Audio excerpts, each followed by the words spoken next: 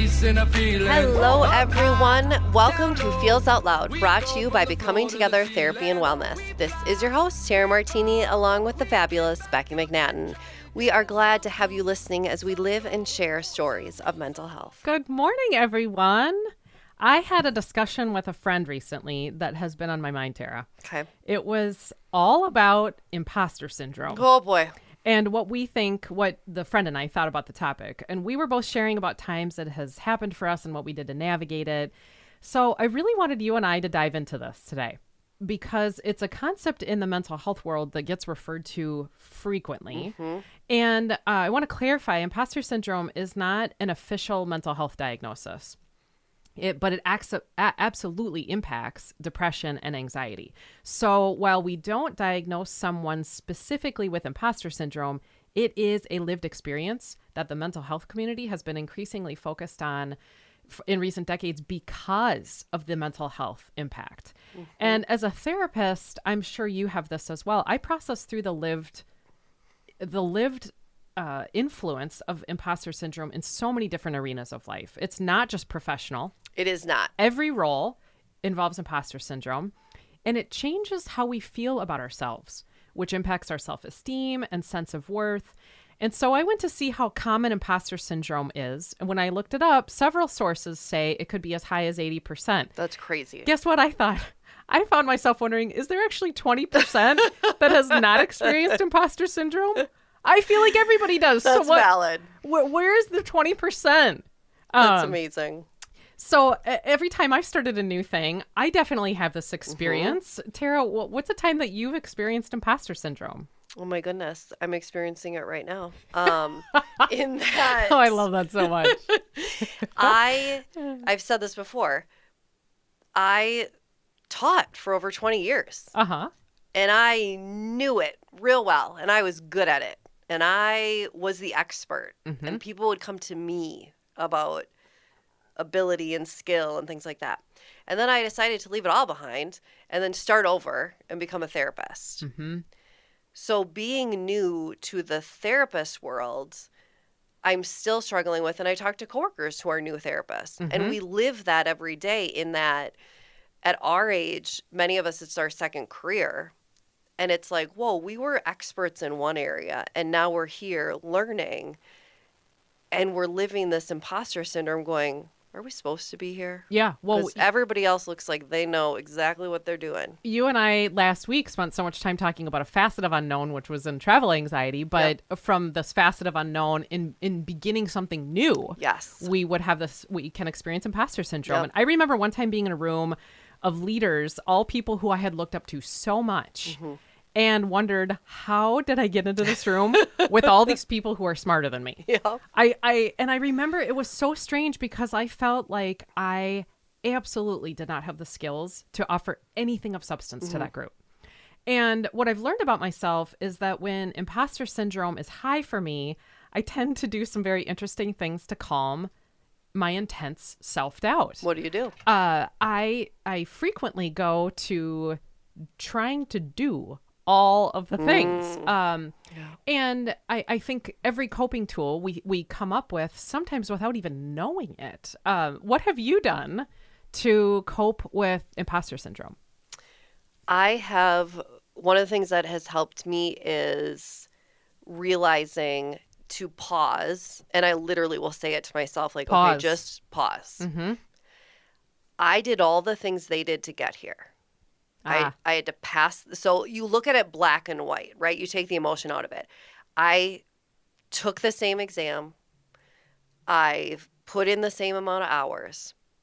So I had to have the skills to get here. Otherwise, I wouldn't be here. Totally. So the black and white, let's take out the emotion, helps me. Well, I think that in terms of this topic, great coping strategy. Look at the data that you know. Yep. Right now, we're going to take a short commercial break, but stay tuned as we dig deeper into the experience of imposter syndrome. Find out the ways that imposter syndrome shows up in your life and what you can do to respond. Thank you for listening. We will be back in just a moment. You don't never need help from no...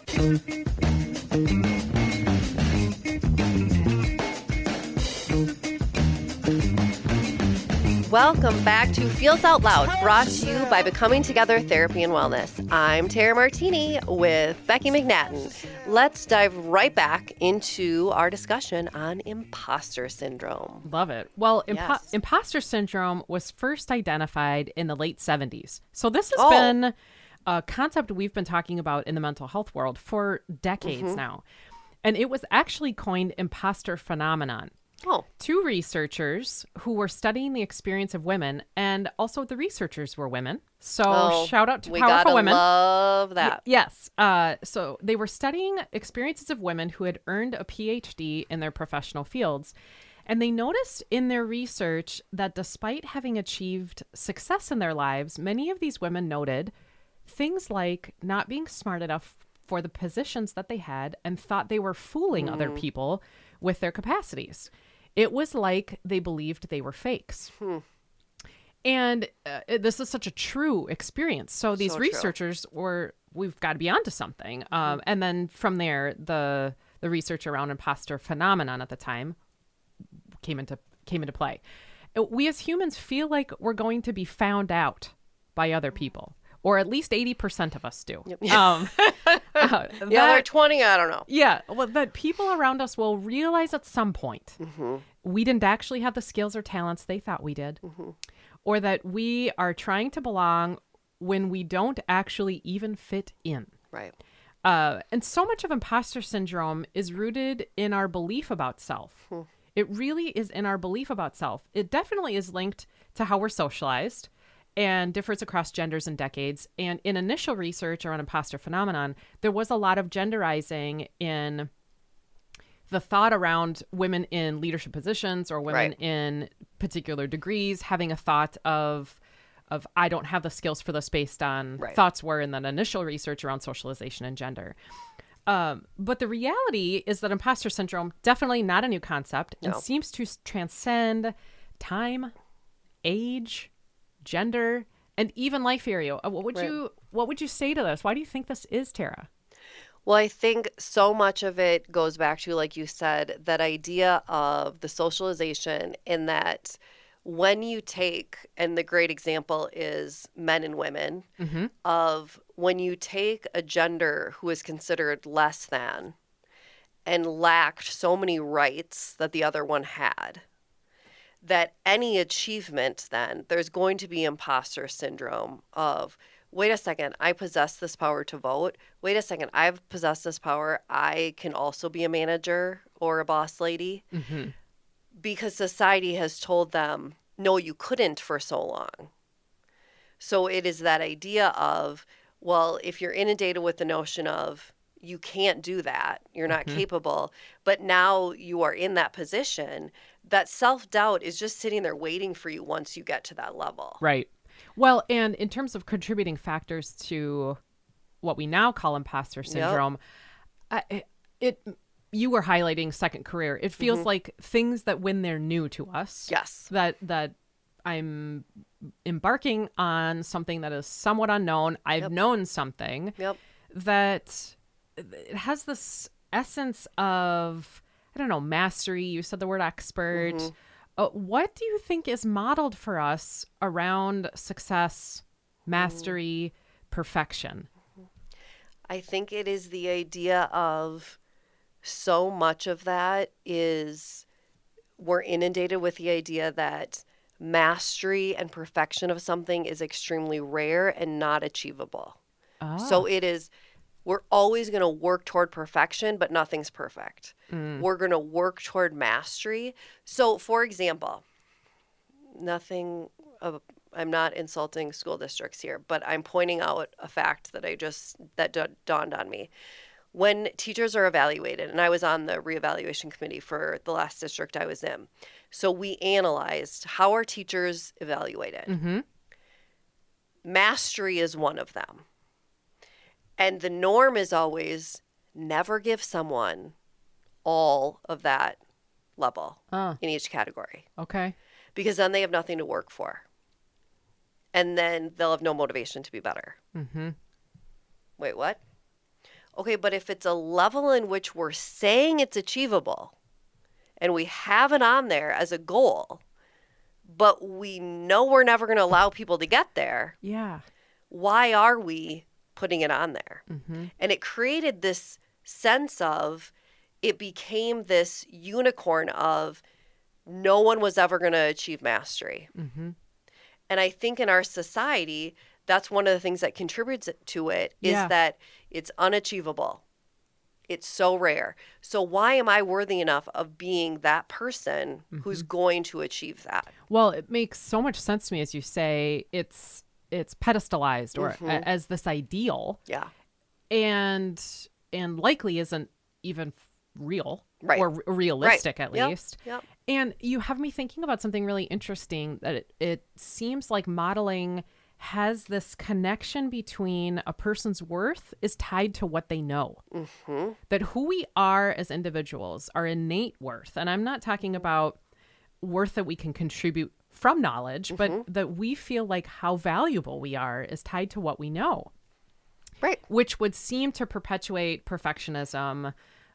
We know that that's rampant. This ideal of if there's even a sliver of what it isn't, then it's not yet done, needs to be more.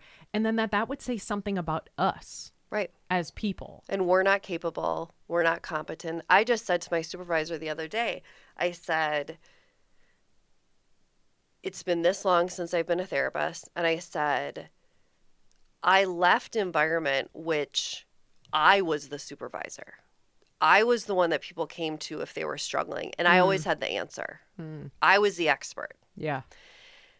And I said, there are times here where I'm thinking, and why did I decide to start over on the totem pole here of like, I'm the new one, right? I'm the baby. Yeah. And I have so many more questions than answers. And I'm not the one who people are coming to. I'm the one seeking out. Yeah. Right? Right. Well, one, it takes vulnerability. But two, Huge. it's that idea of how cool is that you've put yourself in that situation. But that's a scary place to be because imposter syndrome is living within you then every day going, well, should I be here? Do I have a right to be here? Because I'm looking around at these other therapists and I am like, I will never use words like that. I don't even know what she just said. Right. Well, Right. and But that is imposter syndrome.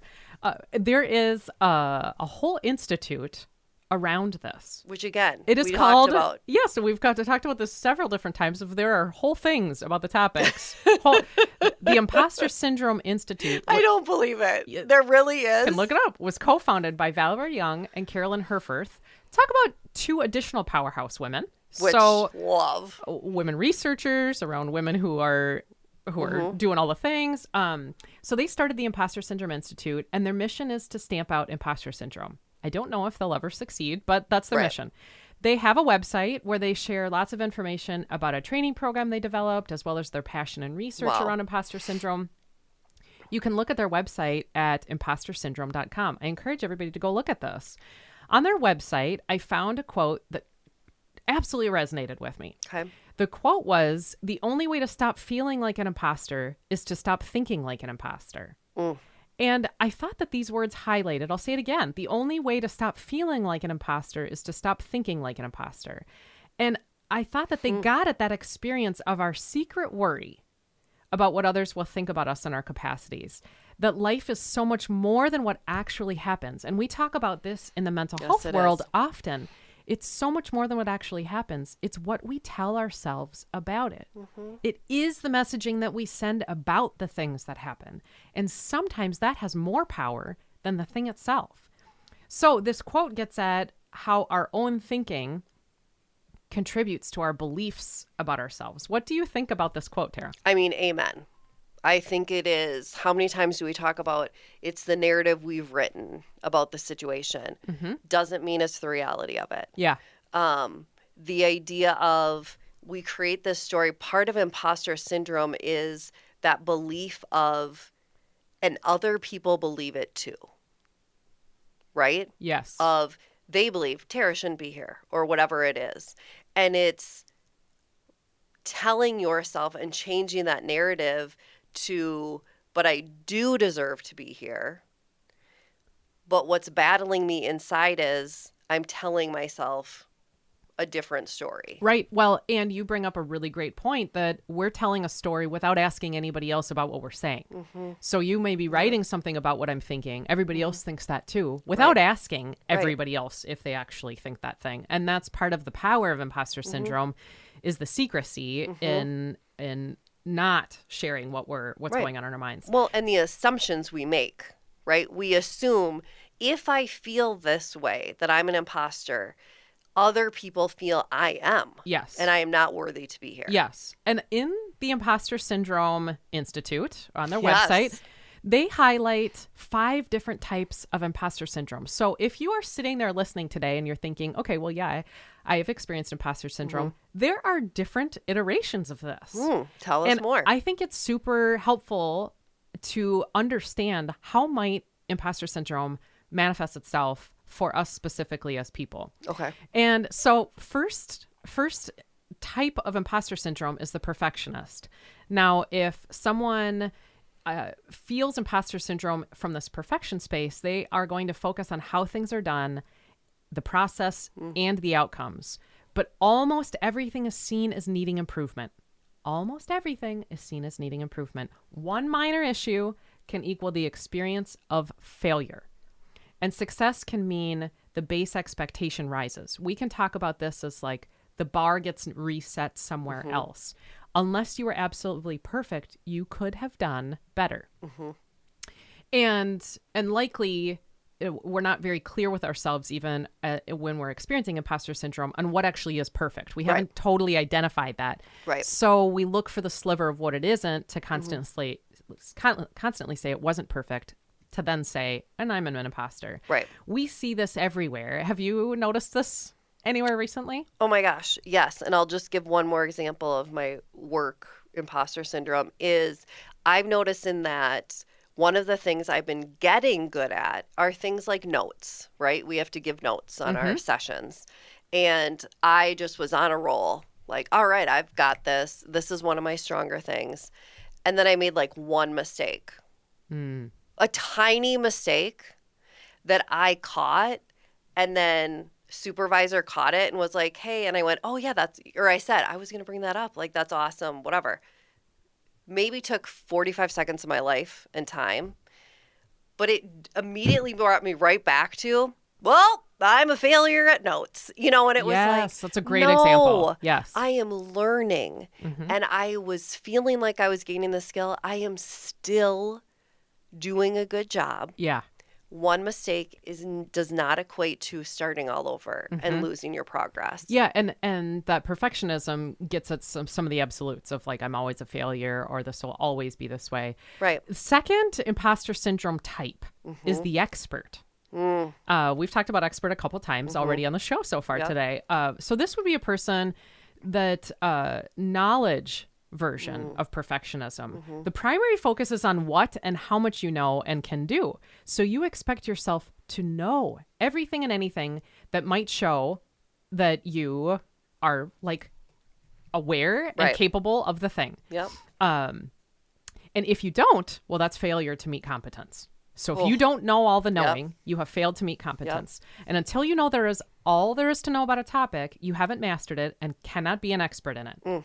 I have in a different role of life than professional, because we have imposter syndrome all the time in all different places. When I found out I was pregnant for the first time, I'm not kidding you, I drove to a bookstore, a local bookstore, no joke, bought every magazine and book there was on the topic. Every single one. You want to be prepared. Talk about wanting to be the expert. I was going to learn every piece of data out there on parenting and pregnancy. And I thought that would be, as long if I knew, then I would be the expert.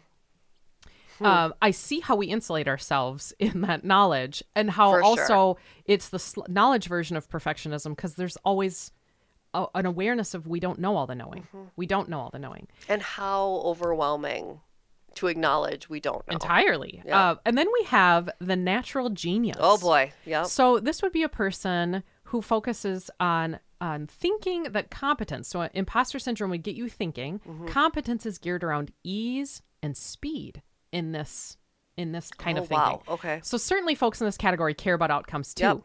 but they much more care about the way in which one got there. If it is a struggle or took a long time, it wasn't enough. It needs to be speedy. Okay. So if you have a difficult time mastering something, or it isn't on the first try, a big success, that would evoke imposter syndrome feeling. Well, this would make sense for all of you out there who are getting your permit or driver's license. That idea of if you don't pass it the first time, Yep. well, then Yep. I'm an imposter. No, that doesn't mean it. It doesn't have to be that you get it the first time and it's just the perfect amount of hours. Yes. My young kiddo, well, he's 11 years old right now. He had a few years ago, he really wanted to have this build a robot. It was a kit on building the robot. Yep. And he had full on meltdown about 10 minutes in because if he couldn't figure out the instructions on how to do this, really without even reading the instruction, but just like know how to do absolutely. he just said, well, I'm never going to build this. Yeah. And so also to your point of if we don't get it on that first try, or even it's a struggle on the first try, that initial and immediate mastery, we say, I wasn't cut out for this. Right. I'm not worthy of it. Yep. Then we have the soloist. And imposter syndrome can show up as the soloist. This is a person who cares mostly about who is completing the tasks. It needs to be just you. That's why it's called the soloist. You are imposter, and you experience imposter syndrome if you need help from anybody else. They tell themselves that they should be able to do it on their own without help or support from other people. Any outside assistance or guidance would cause shame. They would say, then I am not enough.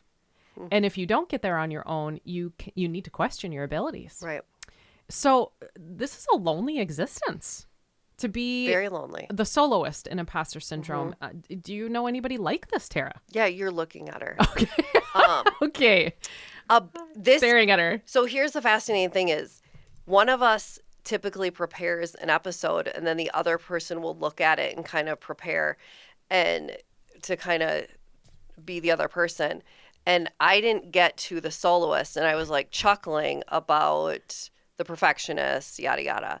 And then as you're talking right now, I was like, oh my God, that's me. Total personal call out. Yes. Okay. Yeah. Because I find this in that in the last 6 months, the last year, I moved on my own with my daughter. And I could not be more of a soloist. I don't want any help on anything that involves the house, the yard, the maintenance, whatever. People will come and be like, if you need help with mowing, no. I'm rejecting all support, any assistance. Well, the other day I was completing a task and I decided logically, made a great decision of like pulling up a tree. And I was missing one of the things I needed to do it. And I was kicking myself. I'm like, why do I not have that type of shovel? Who would not have that type of shovel? Right. Great. Here I am thinking I could do all this on my own, and I can't. Yep. Okay. It's that idea of it is very lonely because just because I need support or help or like ask someone a question about a right tool or whatever doesn't mean I'm incapable of doing it. Yes. Right. I can still be capable and be independent, but seek guidance at times. And this idea that it becomes interconnected in a fairly unhealthy way, independence, and idealizing that. Yep. That independence is at all costs. For sure. And I want to show everyone, even though no one has ever made me feel this way, that I can maintain the yard and the pool and the whatever. But no one's pressuring me more than the greatest pressure is myself. Yep. And then the last imposter syndrome type is the superhuman. This is a person who measures competence based on how many roles they can both juggle and excel in. So how many roles? They're looking for all the things here to juggle and excel in. So they need to do it all. They tell themselves that if they are truly competent people, they should be able to handle any role in their lives, parent, coworker, spouse, friend, you name it, neighbor. You might be telling yourself, if you experience this kind of imposter syndrome, that you need to be the hardest worker, have the highest standards, and if you don't, you are a fraud. Can you be more than one of these? Oh, well, people can be more than Okay, one. good. Yes, people can absolutely have like different iterations of this. There Right. might be certain roles that highlight a certain kind of response for us too. Yep. I can tell all listeners, this was also a personal call out for me as I'm even saying these words right Yep. now that, Terry, you feel like maybe you're the soloist. I am an imposter syndrome as a superhuman through and through and through. So I laughed at myself as I'm even saying this. Yeah. And I'm sitting chuckling on, I totally do this. I tell myself that if I can't handle it all, I am not yet competent. Wow. If I can't do it. It's a lot of pressure to put on yourself. Yes, soloist. It's a lot of pressure. So what do we do? Well, okay, for all of us who might have seen themselves in those various spots of imposter syndrome, the ways that it can show up. Well, what we do, we downplay what we know. That is what we are doing. We're downplaying what we know. We're holding ourselves to completely unrealistic standards of success. Yeah. Maybe we even tell ourselves that we define competence in something that is total success. Or we keep shifting the goalpost and we say, well, yeah, this was great, but it wasn't this. And now we've moved it a little. We worry about the expectations of others and fear that the bar will keep getting set higher and higher without us being able to identify that. We avoid putting ourselves out there and taking risks. It's super scary being something new, as you have talked about lots on the show so far today. We may avoid doing that because imposter syndrome is so loud or so fierce. Right. We might stay in places, possibly professionally, too long, way beyond when it's healthy for us because we are afraid of new responsibility or new roles. And it is scary. And the key to remember is you can be terrified and you can feel like an imposter, but it shouldn't stop you from doing the thing. Mm-hmm. And we might take ourselves out of the running on opportunities. If there's a new position available or if there's even a new hobby, we tell ourselves something about it.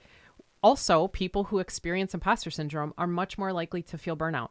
We could pretty easily connect those two on you're not expansively thinking about yourself and you're certainly not giving yourself credit for what you do know how to do. Right.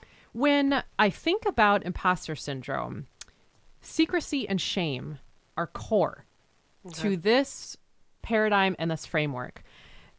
Secrecy and shame perpetuate self-doubt. You mentioned self-doubt several minutes ago because we hide our thoughts and emotions and which doing that gives them more power. Right. Gives them more power. We're not checking our storytelling about things with the other people. Shame is the sense that we are bad or flawed or inherently not enough. So we would be motivated to hide this from other people. Right. I mean, if we're feeling shame, oh, for sure, we would be highly energized around keeping that a secret because we don't want people to know that we are not enough, if that's what shame is telling us. Well, we don't want people to know that. And I think one thing people do and why the importance of it is that's why so many people, whether you are a new therapist, teacher, accountant, whatever you are, so many people you're set up to have a mentor or a supervisor or whatever it is, because that's someone then that really helps you promote asking and having that voice rather than keeping it a secret, right? If you can share and voice your self-doubt or the questions you have by connecting you with someone who is more of an expert, then you're less likely to have imposter syndrome. Where then if you're on an island and you have no one to talk to about it, all those intrusive thoughts are just getting bigger and bigger and bigger. Right. And verbalizing them is huge. If we can verbalize them in a space that feels safe. Because shame and secrecy move right together. As I just said, when we feel shame, we have a thought and a huge motivation to not say that out loud because we worry that it's true. Yep. But we're not checking our thinking. So we're left with, as you just said, our own thoughts and beliefs in that existence of secrecy, which then leads to further intensity of shame. Right. So it becomes kind of a cycle that our sense of fundamental inadequacy is so linked to that shame. When we don't believe we are capable, we live it. Right. And I see this secrecy, shame, secrecy cycle happening, that in feeling imposter syndrome, even just being able to like kind of laugh and call ourselves out on, oh my goodness, I feel that. Yep. Oh my goodness, I do that. Yep.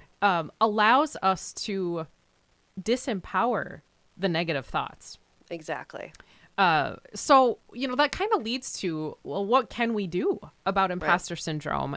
Because lots of us out there are going to experience this, and we are doing new things a lot. Right. So if we think that imposter syndrome frequently occurs or coincides with doing something new, we're going to have this self-doubt. Mm-hmm. And that we're going to have the self-doubt that comes up. Mm-hmm. And it's that notion of, we don't want people.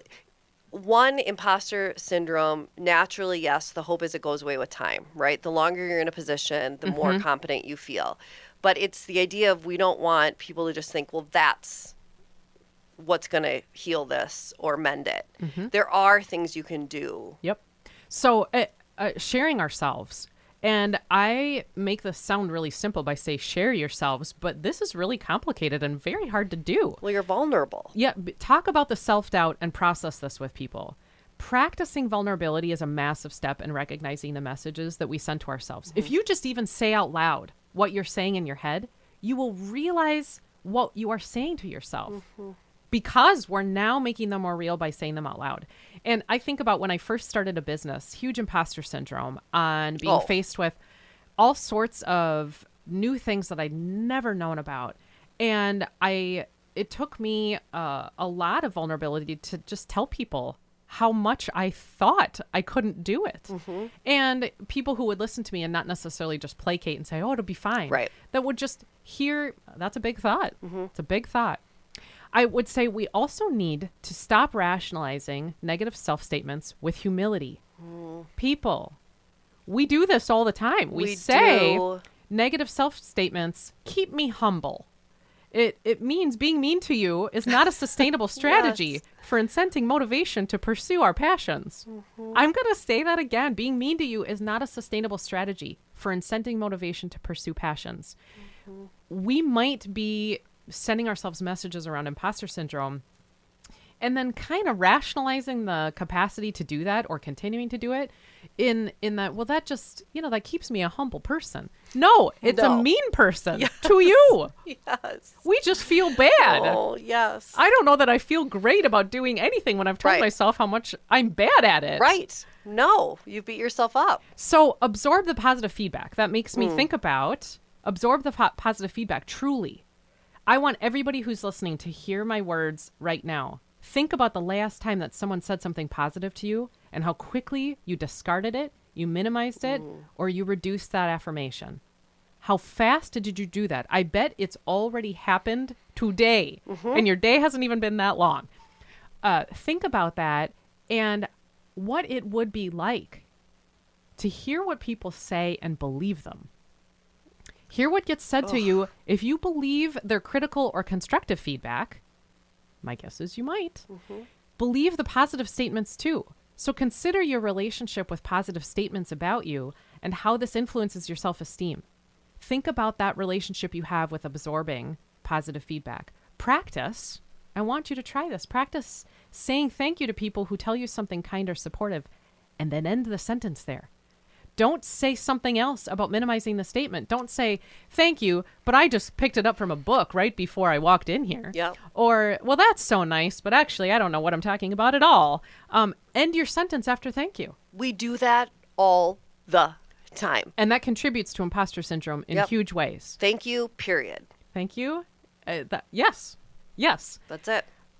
And in addition to that, in absorbing the positive feedback from people, writing down successes and praising yourself for this. Mm-hmm. I know it sounds corny, but this is not arrogance. Mm-mm. And in our society, I think we get these things oddly intermingled, that praising ourselves, being proud of what we do, even if it's something new we learn or something new we're trying, we think of as kind of an arrogance. Mm-hmm. And they're not the same.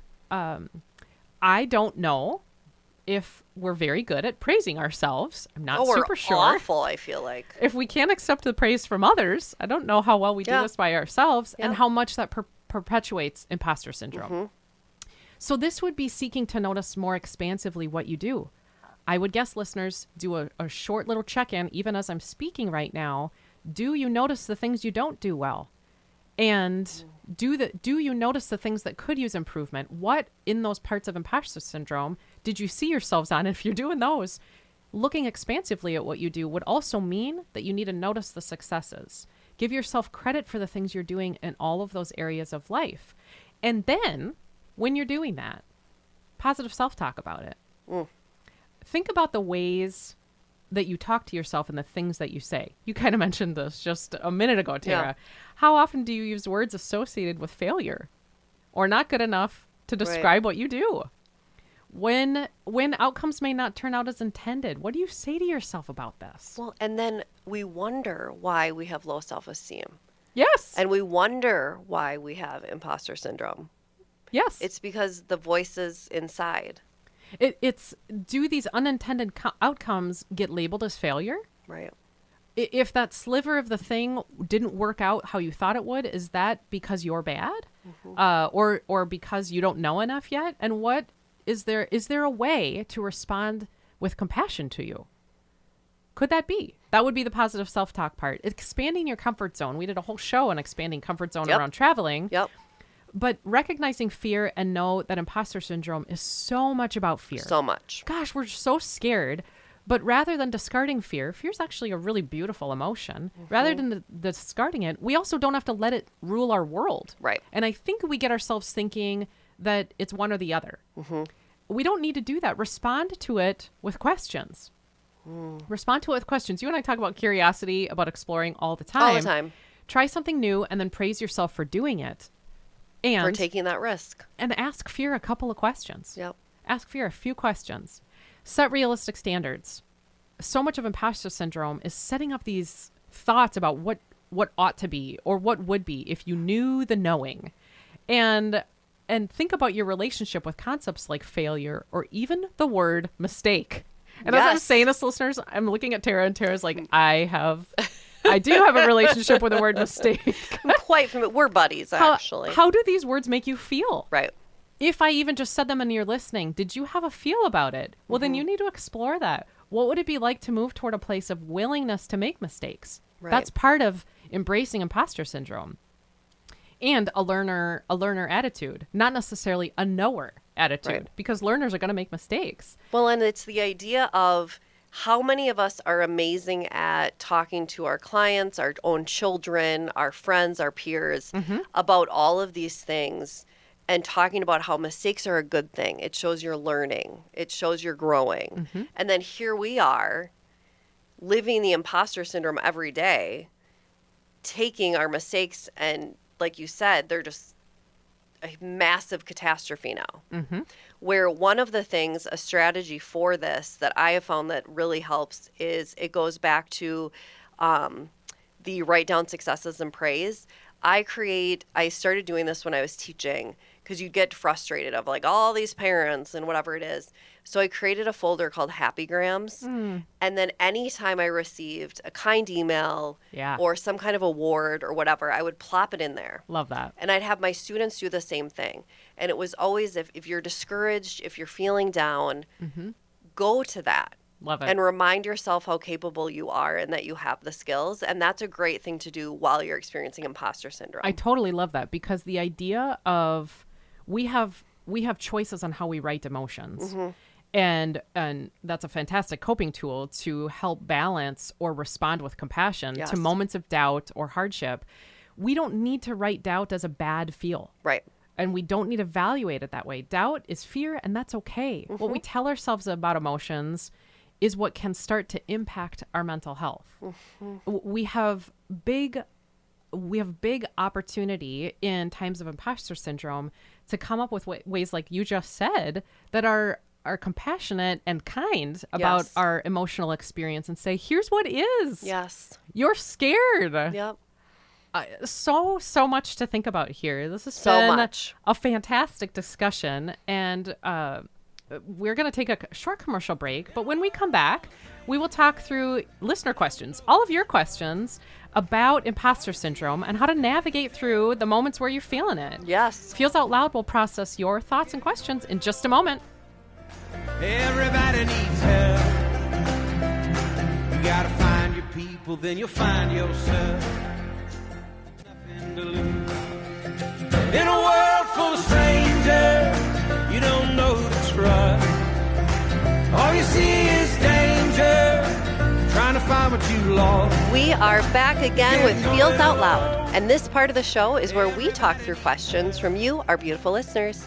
If you have a question related to mental wellness, sharing feelings, or our topics for each week that you would like us to process through, please visit our website at becomingtogethermn.com and find the Feels Out Loud page to submit a question directly. Or certainly email us at contact@becomingtogethermn.com. We truly do want to hear from you and what you are wondering about. And we had a lot of people who had some thoughts about imposter syndrome, and I feel like you and I could have come up with all the questions, Tara, because we live it. 100%, along with 80% of people. Yes, but we had a listener who said, I hate my job, but I'm so scared to start a new one. I feel like I need to know what the job fully is before I start, so I can decide if I'm capable. I think this might be imposter syndrome. And I want to say to this listener, I love that you're thinking about this. Yes. Yes. And it sounds like you might feel like your thought process is limiting you. That's what I'm hearing that you're worrying about. And I hear you saying that you hate your job. So there are spaces to think about right now. What are you hating? What do you hate? And before I get into like maybe what you could do, listener, I noticed that you said the hate your job, which was an emotion, and you talk about needing to know all there is to know about the new job, which is actually a thought. So what if you put these on the same page with one another? What is the emotion about the new job? Is it anxiety? Is it worry about your skills? Is it fear about the unknown? Is it apprehension about change? Once we have emotions and emotions, we can really think about the reflection on imposter syndrome. What are emotions saying to each other? So think about how you balance the feeling of imposter syndrome, because it sounds like this might be here right now. You're thinking through, you need to know the job fully before you start. How do you balance that sense of imposter syndrome with growing and learning, but not overwhelming yourself? What thoughts do you have, Tara? And I think it is so important for this person of, one, it's like going back to what we said of setting that level of expectation. There's no way you're going to know every facet of this new job. Yeah. Part of it is learning. The other piece to it, I go back to when you say you hate your job. When we become not miserable, but unhappy in a job, sometimes we can make statements like that. But if you dig closer, okay, what about it did you dislike? And what things did you like? Because then the things you liked, you want to carry to your new job. Yes. The things you disliked, those might be things to focus on for your new job. Fantastic input there, because it does allow you to then hone in on what more specifically are you talking about rather than the totality, which imposter syndrome writes absolutes. Right. Imposter syndrome wants us to focus on the blurriness of all of it together. Yep. Another listener said, what might I notice outside of my professional life that would highlight imposter syndrome? And I love this because it's getting at these other areas of life. We can experience imposter syndrome anytime. So something that you might notice, are you signing up for all the things? Are you trying to read all the books about a new hobby before you do it? Are you needing to think through and know all the details before you do something? Is there something you've wanted to do, but haven't because something gets in your way? Right. You're thinking about it. You're telling yourself something. Do you talk yourself out of things that are interesting or intriguing? So I'd ask this listener in any area of life, and all of us who may also see ourselves here too, notice your internal dialogue and just start to pay attention to what the messages are that you're sending yourself about the roles you have in your life. Yes. And when you notice what you're saying, are they overly critical? What are the messages? So notice them and just then start to say, well, what are they? Right. What are they? And then also go for the reframe. Right. Love that. If it's you're learning to paint, I don't know how to do that combination of that stroke or whatever it is. Rather than that, reframe it of, I can't wait, I get to learn this new skill. Reframe. Yes. The reframe, baby. We are at the end of our show already for today. Thank you for listening, everyone, this morning. And join us next week as we talk through relationships and conflict. And in the week ahead, be kind to yourself. Remember that connection fosters wellness. And your voice is one the world around you needs to hear, everyone. Share yourselves, friends. Try again. Some do, some don't. Some will, some won't. I wanna feel